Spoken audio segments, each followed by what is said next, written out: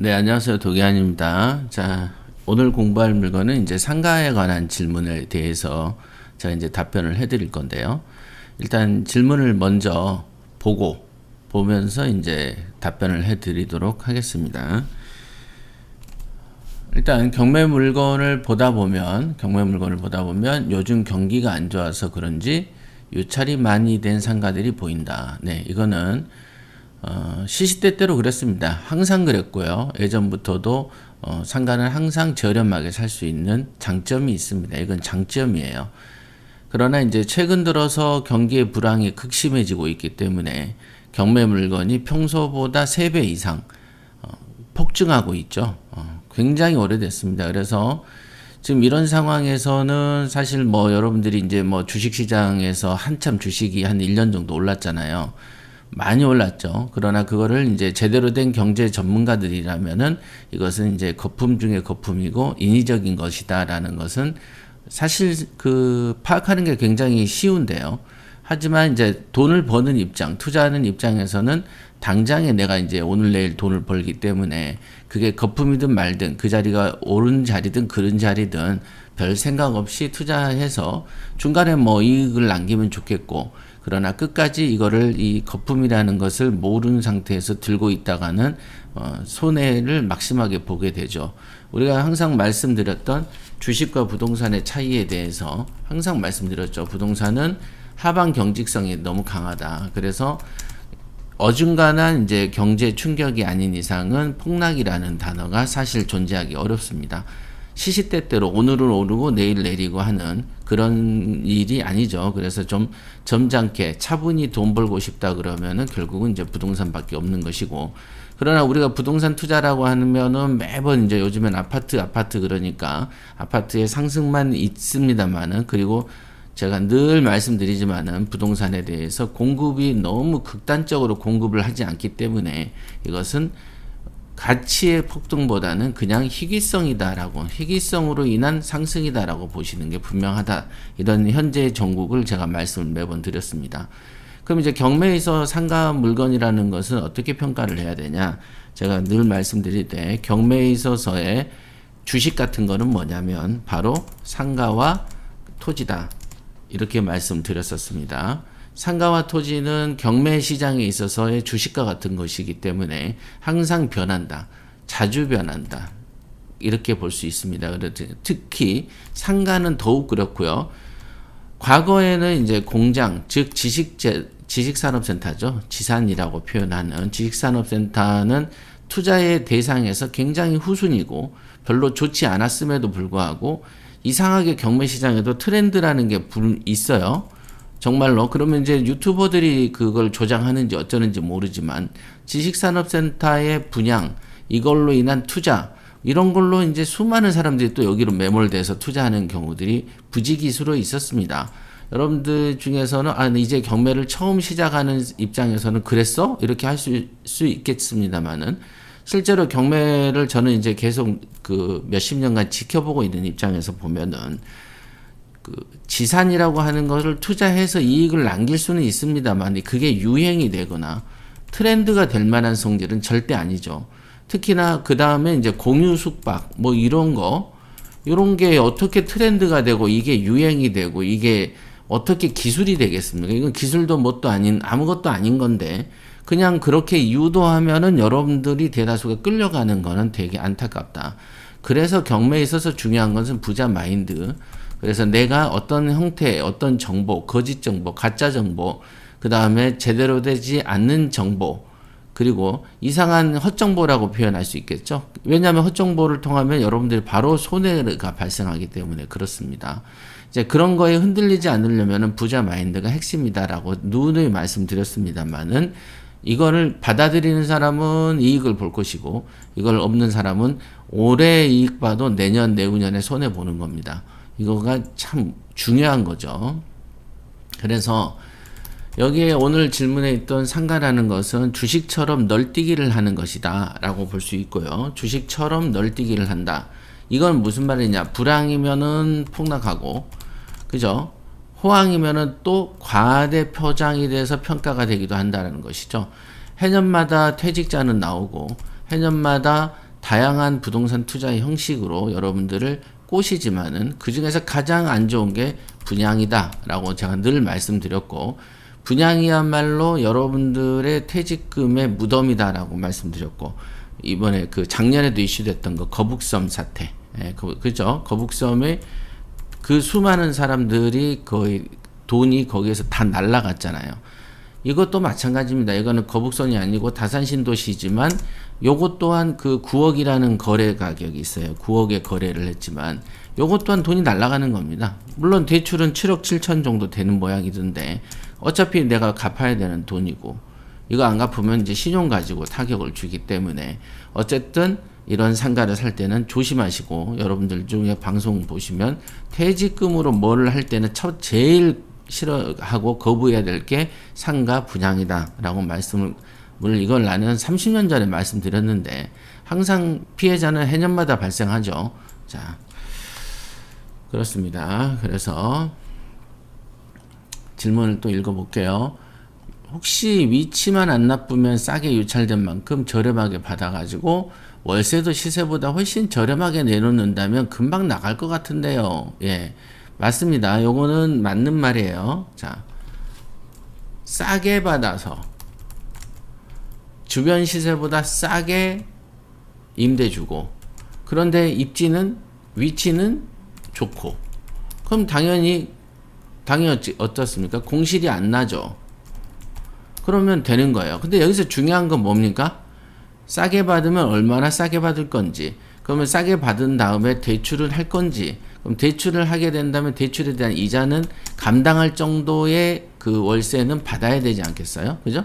그러면 이자를 감당하고 월세 받아서 이자 감당하고 그 외에 수입이 남아야 이 구조가 성립하는 거죠. 그러니까 말은 그럴싸한데 요게 돼야 되는 거예요. 그러면은 우리가 보통 수입이라고 한다면 상가는 최소 6%의 수익률이 나와야 됩니다. 최소.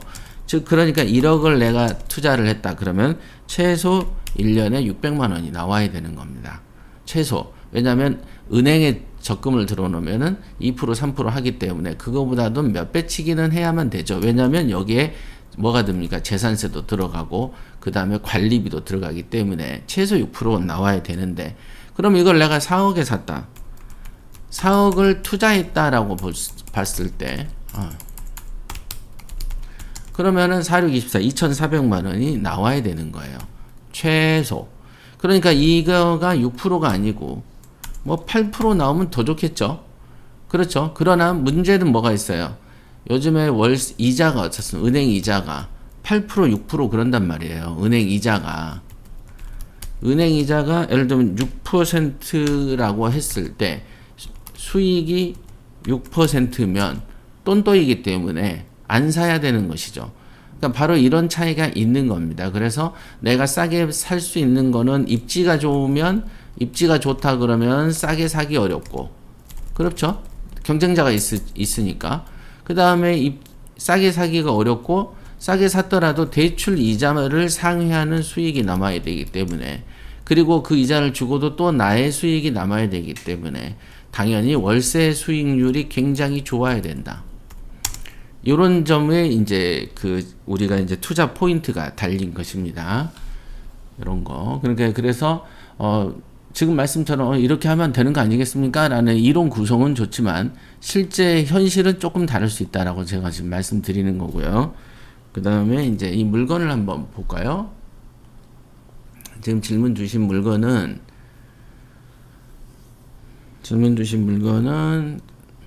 요겁니다. 남양주시에 있는 거고요. 1층이죠. 그러니까 1층이니까 사실은 1층이면은 뭐가 있습니까? 당연하게 그 분양가가 높습니다. 되게 높아요. 13평밖에 안 되는 전용 면적이지만 실제로 이제 분양 면적은 이게 26평, 30평형으로 분양이 됐을 가능성이 있고, 그럼 평당 예를 들면 3천이다. 30평형 그럼 9억짜리가 되는 거예요.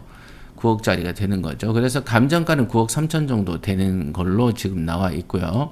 그 다음에 이제 최저가는 3억이니까 요것만 보면은 되게 있어 보입니다만은 사실상 이 자리에서 만약에 전체가 공실이 아니고 세가 짝짝 잘 나가고 월세도 잘 받고 그런 상태의 상가라면, 그런 상가의 1층이라면은 좋을 수 있겠죠. 그러나 13평을 가지고 할 수 있는 것은 뻔하죠. 그렇지만 요즘은 또 불경기란 말이에요. 그래서 지금 이런 3억 2천에 까지 떨어졌던 거를 혼자 입찰을 해서 굉장히 긴데요. 이제 제가 이거가 어떤 사람인지 모르겠지만 어쨌든 회사일 수 있겠죠. 회사일 수 있겠어요. 제가 원본을 보지 않았습니다. 그냥 이게 방송용 모두라서 정확하게 이름이 안 나와요. 그래서 여기 보면은 3억 2천짜리를 4억 5천에 혼자 떨렁 쓰고서는 그냥 잔금을 미납한 케이스이기 때문에 요거는 회사 일걸로 추정이 됩니다만은 왜 이런 금액을 써서 여기에 이제 입찰가가 3억 2천이니까 최소 3,200만 원을 냈을 건데 그 돈을 날려버린단 말이죠. 너무 안타깝다. 그래서 경매 공부를 해야 된다라고 지금 말씀드리는 겁니다. 그래서 입찰은 아무나 할 수 있고 돈만 있으면 할 수 있어요. 그렇지만 이 사례에서 보시면은 그냥 3천만 원 날리는 거 아닙니까? 3천만 원이 뭐 애기들 이름도 아니고 그거를 조금 더 분석을 하고 시장 분석을 하고 했었으면 어땠을까? 이거를 컨설팅 회사를 끼고 샀을까? 아니면 혼자서 그 상상력으로 샀을까? 뭐 이런 거가 조금 궁금하긴 합니다. 조금 궁금해요. 자, 그 다음에 이렇게 보면은 이제 권리관계도 뭐 간단합니다. 7억 2천. 여기 보면은 이제 소유권 보존은 2018년이고, 그 다음에 21년. 그죠? 몇 년 안에 이 사람이 이제 9억에 샀고요. 9억 8천에 샀고, 근저당이 이제 9억 1천인데, 실제로 보면 이제 대출은 이제 7천 얼마, 7억 얼마, 7천입니다. 근데 여기가 보니까 근저당이 신한은행 같아요. 그래서 이 은행이 그 당시 21년도면은 그 당시 기준으로 보면은 그나마 부동산이 상승기고 막 이리저리 들썩들썩 할 때죠. 그러니까 은행들이 막 이렇게 눈먼 돈을 빌려줘 버리는 겁니다. 그죠? 이래서 사실은 이게 좋긴 하죠. 만약 이 물건을 제대로 분양받은 사람이라면은 자기 돈이 들어가지 않는 상태에서 돈을 벌 수 있었죠. 그러나 항상 여러분들이 이런 거 분양받을 때는 여기서 벌 수 있는 월세가 얼마인지를 정도를 알고 사야지. 예를 들어 우리가 9억 8천에 샀다면은 10억이라고 봤을 때 10억 기준으로 6%면 얼마입니까? 6천만 원이죠. 그러면 월 500 정도가 월세 수익으로 나와야만 가능한 겁니다. 이 집은. 그러나 저 13평짜리 500을 낼 놈이 누가 있겠어요? 강남도 아닌데 다산이면은 이제 남양주 아닙니까? 그래서 주변에 아파트 촌이 이렇게 형성되어 있기 때문에 이제 흥분한 거죠. 이렇게 흥분하면은 안 되는 거예요. 그래서 이렇게 이제 보면은 건물이 이렇게 안에가 이렇게 형성되어 있는데 좀 안타깝죠. 이거는 이 길을 딱 봐도 이제 부동산을 여러분들이 많이 하고 경매를 많이 투자하다 보면은 이 거리의 모양새라든가 이런 것만 봐도 이게 9억짜리인지 3억짜리인지 비싼지 싼지 정도는 눈치를 바로 챌 수 있습니다. 그러나 이제 그런 눈이 없는 사람들은 어쩔 수 없이 학습료, 이 사회에 대해서 수업료를 몇 억씩 까먹어야만 되는 것이죠. 그렇죠? 그런 상태입니다. 그러니까 이렇게 막 집단 상가들이 모여 있으면 되게 있어 보이고 막 공실이 없을 것 같죠. 그러죠. 근데 공실이 있든 없든 내 거가 그 가격만큼 하느냐를 판단하는 능력이 시세조사 능력이다. 이렇게 보실 수 있겠습니다. 그래서 사실 이런 거는 정말로 한 달, 두 달 정도만 공부를 해도 그 눈이 바로 장착이 될 건데 제가 늘 말씀드리죠. 그래 부동산에 있어서 경매에 있어서 제일 중요한 게 뭐냐? 그러면 세 가지가 있다. 그게 뭐냐? 부자 마인드다. 일단 생각이 똑바르지 않으면은 절대로 부동산 투자를 오래 할 수가 없죠. 절대로. 그래서 일종의 부자 마인드는 여러분들 입장에서 예를 쉽게 들면은 컴퓨터 정도라고 보실 수가 있어요. 그래서 부자 마인드는 고급 소프트웨어인데 이 소프트웨어를 담아낼 수 있는 컴퓨터 이런 거죠. 그래서 이 부자 마인드라는 거가 기본적으로 장착이 안 되면 다 필요가 없는 거예요. 여러분들이 변호사를 보거나 정치인을 보거나 할 때 저 사람이 결국은 많이 배웠다고 해서 그 사람이 좋은 사회에 영향력을 발생하진 않잖아요. 결국은 그 사람의 생각이 지배하는 것이지 어디 학교 나왔고 지금 성적이 어땠고 뭐 커리어가 어땠다 다 필요 없는 거 여러분들이 많이 경험하실 겁니다. 그 중요한 거는 마인드다. 그 다음에 부동산 가치 평가의 눈이다 라고 제가 늘 말씀드리죠. 그 다음에 이제 지식에 관한 권리 분석 능력인데 지금 이 건 같은 경우는 권리 분석은 됐죠. 그 다음에 부동산 가치 평가 눈에서 실패한 겁니다. 이거의 가치를 왜 이렇게 평가했을까? 너무 과대평가하지 않았는가? 이렇게 보실 수 있다. 그래서 3천만 원을 날린다.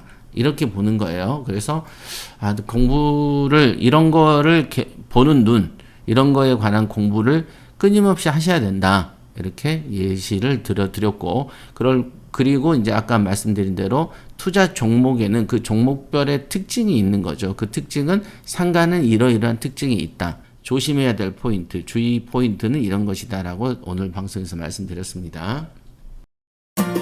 스스로 투자하고 평생 돈 버는 경매 투자자를 양성합니다. 대한공경매협회와 함께 실전 경매를 시작하세요.